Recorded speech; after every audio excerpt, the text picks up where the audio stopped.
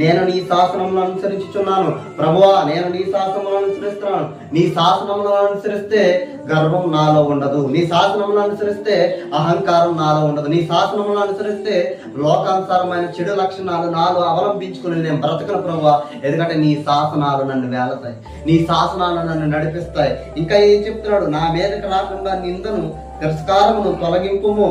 చూసారా, ఎప్పుడైతే దేవుని కట్టడాలను, ఎప్పుడైతే దేవుని ఆజ్ఞలను, ఎప్పుడైతే దేవుని మాటను నేను అతిక్రమించనని ఒక కసితో మనం పరిగెట్టామో, లోకంలో ఉన్న లక్షణాలు, చెడు లక్షణాలు మనం పడగొట్టాలని, సాతాను రూపంలో పడగొట్టాలని చూసిన దేవుడు మనల్ని నిలబెడతానికి ప్రయత్నిస్తాడు. ఎందుకు తెలుసా? దేవుడి లక్షణాలను, దేవుడి కట్టడాలను, దేవుడి మాటను అద్దమేరకుండా నడవాలన్న ఒక హృదయ తలంపు మనలో ఉన్నప్పుడు, హృదయ యాచ ఆలోచన మనలో ఉన్నప్పుడు దాన్ని సఫలం చేసే గొప్ప దేవుడు మన పక్షాన ఉన్నాడని విశ్వాసముతో అడుగులు ముందుకెయ్యాలి.